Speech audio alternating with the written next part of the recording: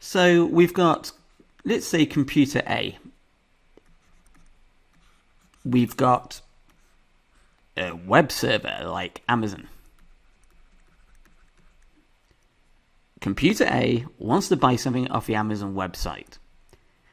If we're using just the protocol HTTP, we can make a request and the server will send us the information back, such as, I want to buy, I don't know, some Barbie doll dresses, show me what you got, and on the Amazon website, it'll display all the Barbie doll dresses. Now, that's only if we use HTTP, but we're wanting to send them some financial information as well, like our credit card information, etc. So we can't use HTTP, because if we did, there could be people who would be actually monitoring, this is an I by the way, what we're doing. They could actually listen to our transaction. They could actually intercept our data and commit various different crimes. So that is why we are using protocols, encryption protocols. And in terms of encryption protocols, we've got two different ones. So I'm going to call them encryption protocols. And we've got TLS and we've got SSL. Now, what terms I'm going to be using throughout these videos are some key phrases. So we've got the phrase called encryption. We've got plain text. We've got ciphertext, which can be spelled in different ways with a Y or an I. Anyway, so a plain text message would be me sending to Amazon my credit card information, 912010, which is not my credit card information, believe it or not, because that is a really bad credit card number. I send it to Amazon as plain text, and Amazon will store it as 912010. Anybody in the meantime, the evil people, these are eyelashes by the way, can intercept and steal my credit card information. That is bad. So what we have instead is the following process. We have our plain text to begin with, which is kept here, plain text. We then use an encryption algorithm. An encryption is a process of basically scrambling up our plain text.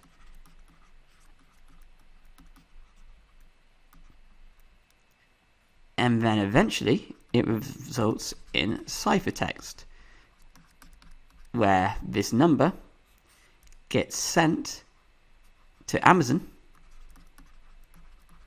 but it's all scrambled up and extra characters are added to it, etc. So it could be like having a hashtag, it could have 1, 2, an @, blah, blah, blah, blah, blah, blah, blah, blah, meaning that anyone who intercepts it aren't going to be able to do too much with it.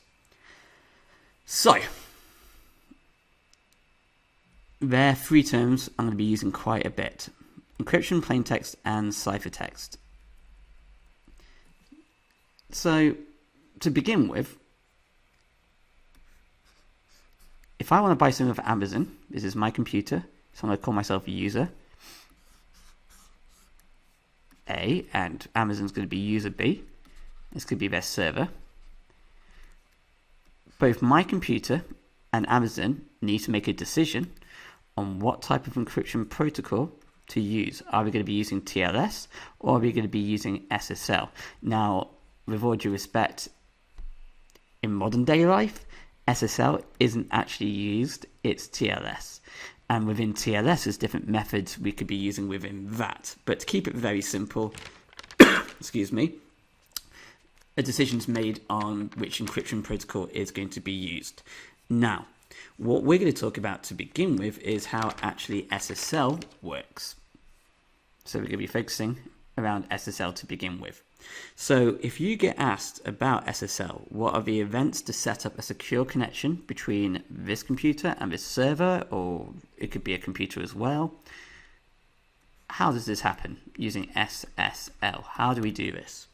Well, the following will take place. This is Google Chrome, my browser. My browser will basically make a request from my computer here to the server, and it will request that the server identifies itself. So identify self. That's to start off with. What the server will do is the following. It will send a copy of its SSL, so of its certificate. So it'll send a copy of its SSL certificate to my browser along with its public key. Now I'll be talking about public keys, private keys in a little bit of time. So it'll send a copy of its certificate. So imagine the certificate look like this. We've got some data on it, information proving that this is the genuine Amazon. The browser will then check. So imagine you've got a magnifying glass. That's a magnifying glass, by the way. And it checks to see the certificate. It'll do that by contacting the certificate. So that's a certificate. So contacting the certificate authentication service. What they would do is have a list of all the certificates. So they'll have a list of it. If it's on that list, great. And we'll talk about what happens next. If it's not on that list, we know that it's not genuine. So let me just undo a lot of this stuff so we can clear the screen a little bit. So server or user B sends their certificate. The browser checks it by contacting the certificate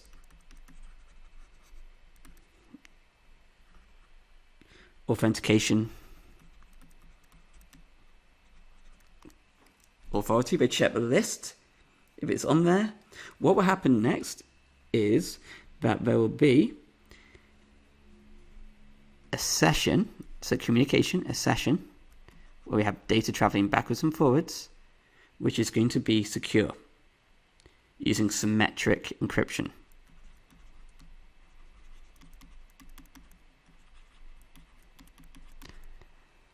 So we're happy with everything. We're going to move forward. So now me and Amazon can start communicating using a symmetric session.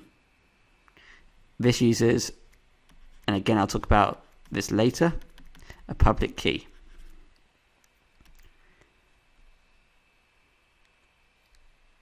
This public key is decrypted by the server.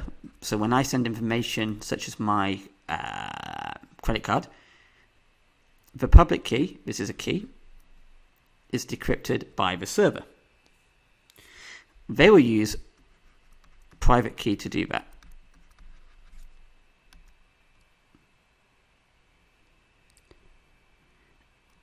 Once that's been decrypted, an acknowledgement is sent back to my browser,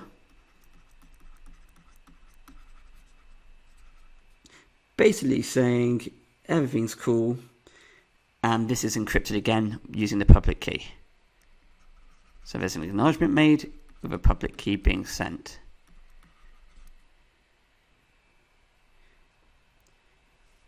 This acknowledgement using a public key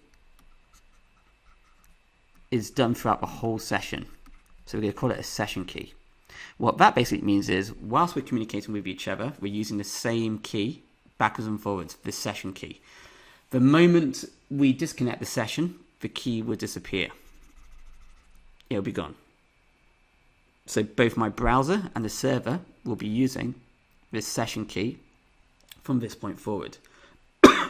So in terms of SSL, the key points we need to be aware of is that it uses a certificate of authentication,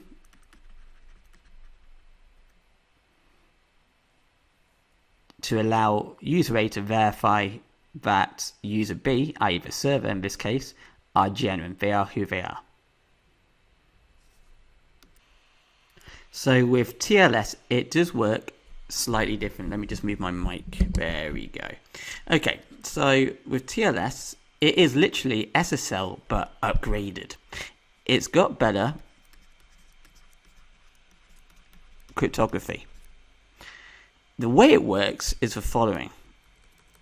We have user A and user B, i.e. client and the server, or it could be client as well. And we don't need to have any knowledge of each other to begin with. I don't know who this person is. I can establish communication with them to begin with, but this is an insecure connection. So we start off insecure, and then we basically follow the same steps of SSL in order to create a secure connection. So it's very, very, very similar to SSL. We both use this certificate of authentication, but we do also use an updated cryptography.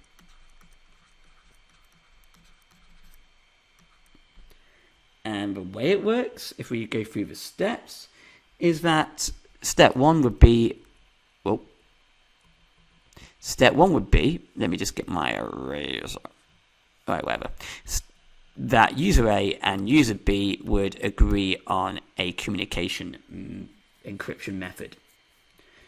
The TLS will then specify the handshake protocol to be used. So the moment my computer communicates with this server, we are opening up a handshake. We're performing a handshake. It's like shaking hands, meeting each other. So the TLS protocol will specify the handshake sequence to perform.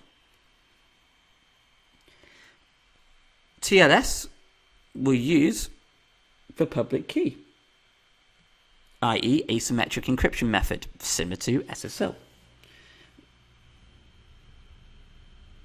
To begin with, we have an insecure, unencrypted channel with our communication to begin with during our handshake, but we then agree on the encryption method to be used, etc. From here, it's still exactly the same.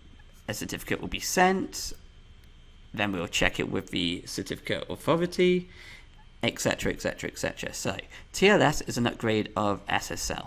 They're both encryption protocols.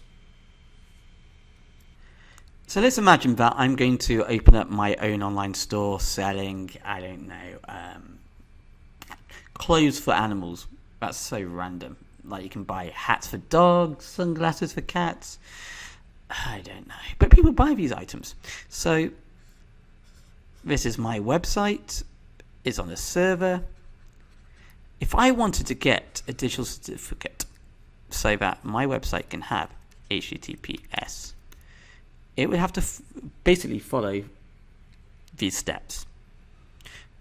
My server would have to make a request, and I'll make a request to the certificate authorities. These are the guys in charge.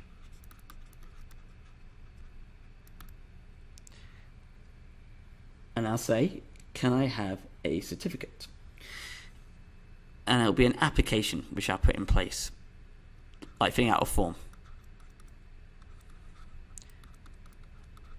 So there'll be an application which I would do.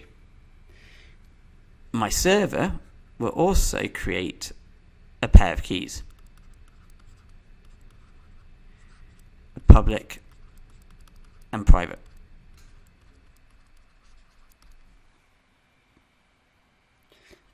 This application is submitted. So the guys at the certificate authorities will have the opportunity now to create for me a certificate. And on that certificate, we're going to have certain information.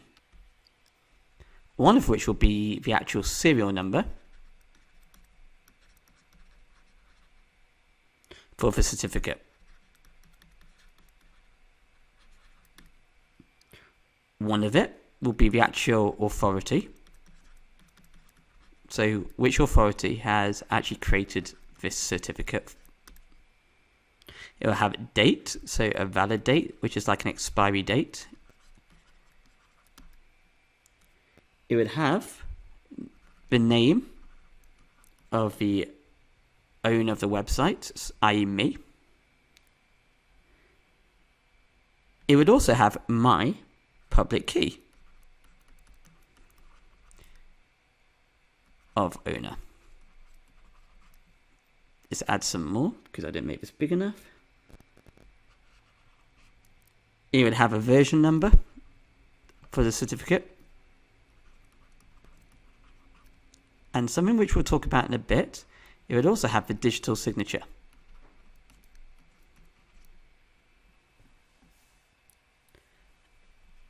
So, this information is my certificate. And what would happen is, when people request my certificate, this is what they would get. So these are different items which you'll find on a certificate. The purpose of the certificate is very simple: to authenticate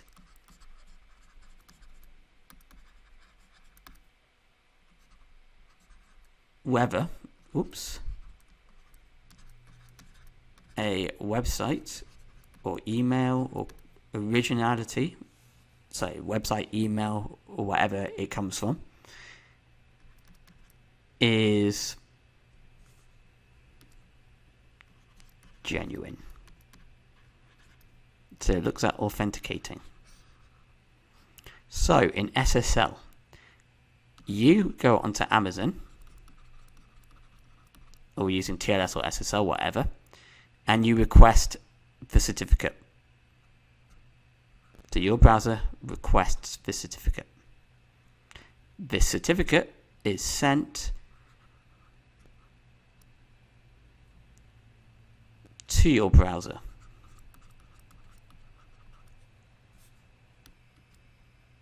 And both SSL and TLS ensure that data is secure by checking the certificate. So they'll both, if I just use a different color, check certificate, and if valid, a secure session is created.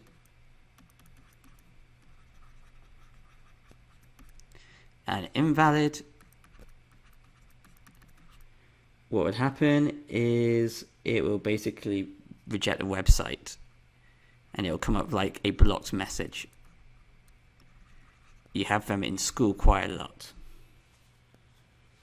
If it's valid, an encryption algorithm is used.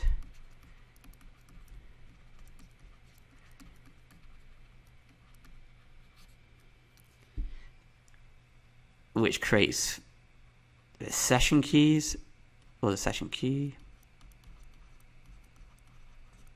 between user A and user B, and the session key is used to encrypt data.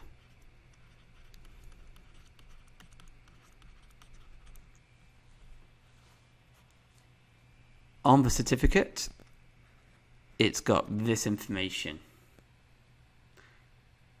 This information comes from an application which the user wishes to make in order to get the certificate, such as they send their public key. It has their name, their information of the website, and the rest is filled out by the certificate authority, such as the serial number, the name of the certificate authority, etc. We're now going to look at the digital signature part of everything. So the digital signature is an addition to the certificate. And basically what it's used is to verify and also to check the integrity of the message which has been sent to you. So it's all to do with the actual data of the message being sent. What do I mean by that? Let's take a look. So take a computer again and a simple message like hello. In plain text, happy days. What we're going to do now is apply a digital signature to this plain text. And to do so, what we're going to use is a method called a hash function or algorithm. So we're going to use a hash algorithm. And what the hash function or algorithm is going to do is turn this plain text message into a type of encrypted message. And by doing this, we've created what is known as a message, which is what we've got above, digest. So we've got a message, and now we've also got a message digest. Two separate things. So we've used the hashing function to create this message digest. What we're then going to do is apply onto this message digest our private key. So we'll call it user A, because I am user A. All of this is to do with user A, so my private key. By doing that, by combining this private key to this message digest, we've created our digital signature.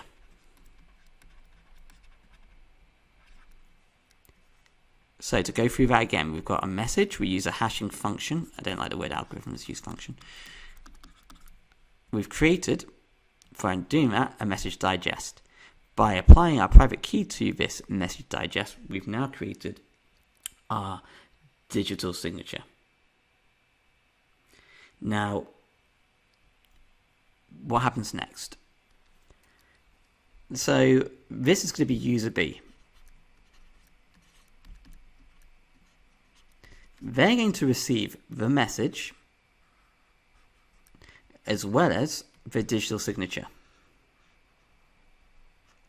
Now remember, the purpose of the digital signature is to check for the integrity of the data. Has it been changed? Has it been tampered with? So what user B is going to do is the following. They're going to decrypt the digital signature. So from their side, let's use a different color. They're going to decrypt the digital signature. And they're going to be decrypting the digital signature with the public key.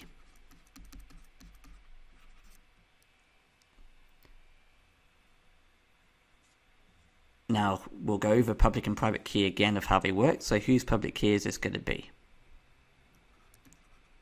User A's. So we're going to be using the public key. So what we've got is this public key is going to be used to open up this private key. Imagine it's like a padlock. So we unlock this private key. So user B uses the public key to unlock this private key, and we get just the message digest, which was hello but with a hashing algorithm. So let's imagine that it was something like 1101459. Completely made that up. So the user B can now see 1101459. User A also sends the message to user B as in its plain text form. So it'll also send hello.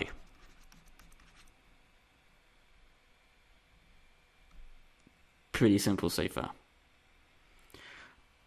What is going to happen next is user B is going to use a hashing algorithm, the same hashing algorithm on this plain text themselves. So they're going to perform the hashing algorithm on this plain text, and it should equal 1101459. If it does, the message hasn't been tampered with. If it doesn't, the message has been tampered with. So I'm going to go through the steps one more time for a digital signature. So when we talk about the digital signature in terms of where it's used, etc., we're really talking about private key in asymmetric encryption. So private key. I'm trying to talk about two things at once. So we talk about the private key. And how it works is the following. User A has a message. We use a hashing function to basically hash the plain text message. It gives them what we call a message digest. In this case, it's 1101459. Completely made that up. It's completely wrong, but never mind. User A will then use a private key, their private key, on the message digest to create the digital signature. So it's like adding another layer of security to this message digest, like a padlock.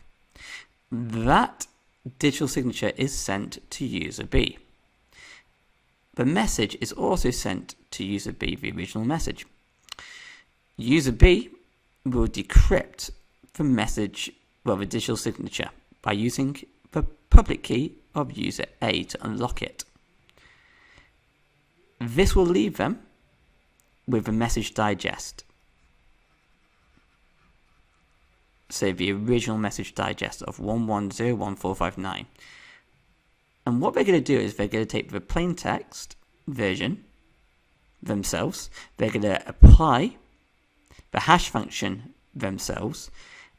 And the result of it should match the decrypted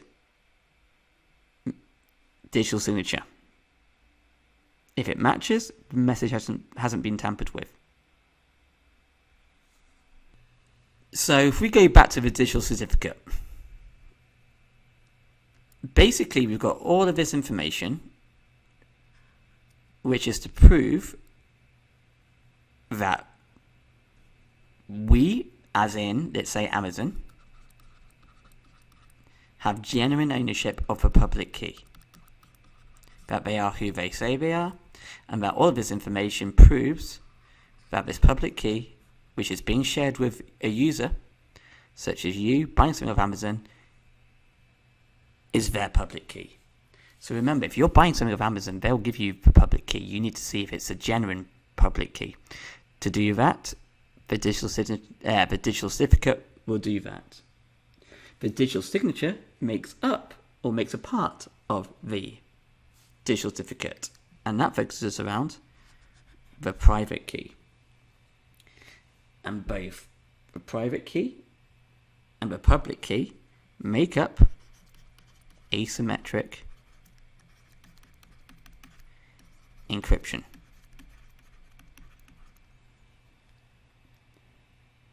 And when we talk about that, asymmetric encryption is normally known as just public key encryption, even though it uses a private key, where it uses different keys to encrypt, and we're going to talk about this in a second, and decrypt data. So basically, what I'm going to do now is talk you through asymmetric encryption and then help you with identifying, when it comes to answering questions, what is this talking about, which topic, which concept. So, excuse me. So we've got TLS, SSL. TLS uses additional cryptography. It's better than SSL in that respect. They both use a certificate of authentication. The certificate of authentication is basically there to prove that the public key is that person's public key which they're sharing with you. On that certificate of authentication is the digital signature, which is made up of the private key. So both these terms, public and private key, come from asymmetric encryption, which basically is the encryption method that TLS and SSL use. So we've got the public key and we've got the private key. So the private key, its main job is to decrypt data that has been locked by the public key, or should we say encrypted by the public key. The public key is shared, the private key is not shared. So, how does this all actually work? Well, let's put this into action. So, how are public and private keys used to ensure that data is being sent securely? So, we've got user A and we've got user B again. So, user A, they have software, and that software will encrypt data.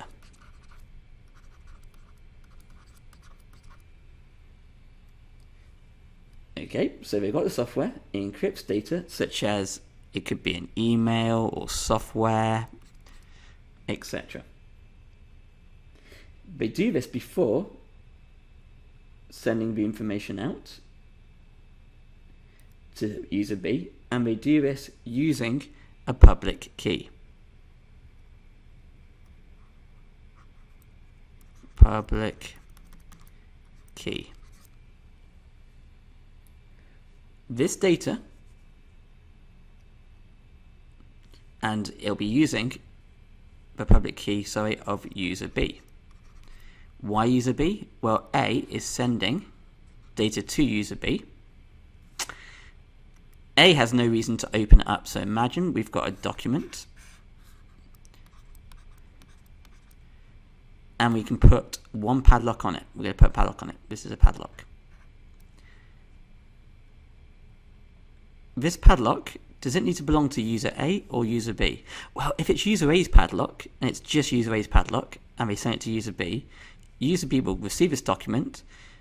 They'll try and fit their key into the padlock and it won't fit, so they can't open it. So what user A will do is they will attach user B's padlock, i.e. their public key. That means that if user B gets it, they can use their private key to decrypt the message. If anybody else intercepts this, like a user C, they'll get the document, they'll see the padlock, they'll try and use their own private key on it, and it won't work. So only user B will be able to decrypt it. So they will use user B's public key. The message will then be received by user B, whose software will decrypt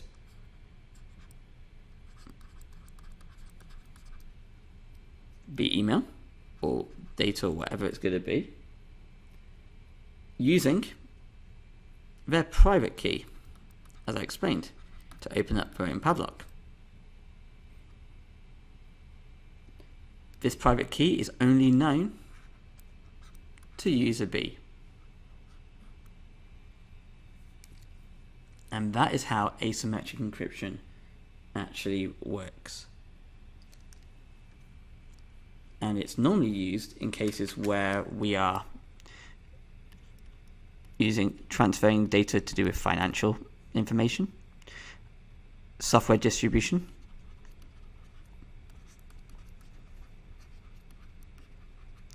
or legal documents, for example. So if I'm sending a message to my bank securely, it'll be using asymmetric encryption. So the first A-level question we're going to look at, but we're not going to answer, I'm going to leave this to you, but it's about spotting what sort of things to talk about. Well, we've got a guy called Victor. He's an employee of a travel agent. He uses asymmetric encryption. So we know it's talking about asymmetric encryption. So we know asymmetric encryption is talking about both public and private keys. And it's to send confidential information to his manager. So what this isn't going to be talking about is digital certificates, digital signatures. It's not going to be talking about using SSL or TLS. It's just how asymmetric encryption works. Simple as that for this question. This next question is asking about, it's a scenario when customers pay for a travel booking online, a secure connection established using SSL. Explain how the customer's browser, i.e. user A, and the server, user B, are used to collect the payment. To collect the payment will establish a secure connection. So basically this is talking about what are the steps of SSL, i.e. about the browser making a request to the server to identify itself. What does the server do? What is contained in the digital certificate? What does the browser do with that? What happens next if the browser trusts the certificate? What happens if it doesn't? What happens from the server side once a session has been established? So it's that sort of information, what it's looking for, how SSL works. I put this question in here because I believe that it could be slightly misleading if you don't actually engage Brain. So this question is talking about TCP IP using to send an email message from one node on the local area network to another. State the steps that would take place. This is not talking about security at all. This is just simply the TCP IP stack. What occurs on that journey within the stack. Nothing to do with security. But some people might see sending an email message and then click straight away into talking about encryption, etc. No. Oops, I need to edit this bit. Okay, this question is talking about filling the gaps, which is really simple. I'm not going to go into too much detail about how to answer this. It's quite self-explanatory.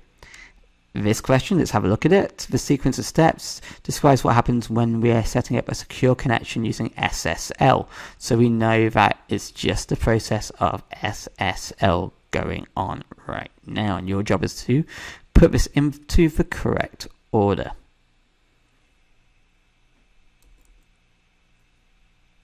So we've got Katarina, who works at a company specializing in the sale of computer parts and accessories. She works in London, and her colleague Lucy works in Hong Kong. Lucky her. Katarina emails confidential, so emails confidential information to Lucy so that only Lucy can read the information. Explain how public and private keys. So what is it that's going to be asking us to describe the process of asymmetric encryption? What are the steps of what Katarina will do and what Lucy's computer will do in order to do asymmetric encryption? Rather straightforward. Scroll down. Let's have a look at the next question. Okay, so we've got Julio is buying items from the online shop. He's already got an account with the shop. Explain how the use of SSL or TLS helps to keep Julio's confidential information secure. Okay.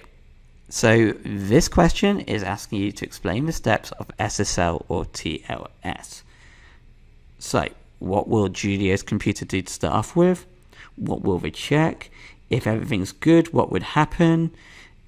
If things aren't good, what would happen as well? Really straightforward, I am hoping. Okay. So a customer downloads a new educational software package from the company. Explain how the customer and the company computers using a hashing algorithm to ensure that the software is original, it's authentic, and no one's altered it. So another way of saying this is what? Explain how a digital signature is created and then decrypted. So encrypted and decrypted. So the sort of things you're going to be talking about would be the hashing algorithm. Then the message digest. The message digest is then going to be encrypted using the company's what? The company will send the software and the encrypted message digest. So the encrypted hash using, i.e. the private key. Actually, not the private key, sorry. So it'll be sending the software, and you got it. The hashing, the hash function. The customer is in the possession of a company's public key, because they will have the digital certificate. On that digital certificate would have the public key. The customer will decrypt the hash with the public key. The customers will then hash the software and then compare the hash software with the one they received from the company which they had to decrypt. If they match, the software is authentic. If they don't match, the software has been tampered with or has come from an unreliable source. So this first question is looking at what is a protocol. I'm not even going to go into that with you guys. You should know. Explain the purpose of TLS protocol. So it's basically saying, why do we use TLS? What's it there for? So the sort of things you need to be talking about is to help provide secure communication.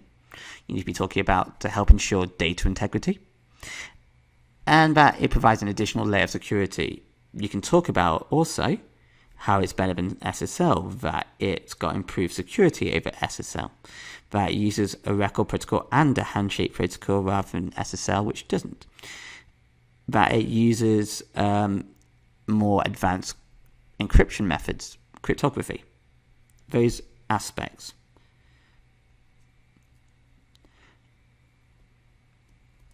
Then, the next question is talking about the handshake process. So that's the moment one computer makes communication with another computer. The handshake process establishes details about how the exchange of data will occur. It's talking about digital certificates and keys. The handshake process starts with the client sending some communication to the data to the server, the client asking the server to identify itself, the server sending its digital certificate with the public key. Describe in outline the other steps. It's basically saying what happens next. Any 3 points you can mention. The final question is basically asking you guys to come up with 2 scenarios where you would use TLS. So anything which is to do with confidential or high security information, such as online banking, private email, online shopping, etc. Online messaging. I'm going to hold it there, and I'm hoping by now you're in a much better position to answer these questions than you were.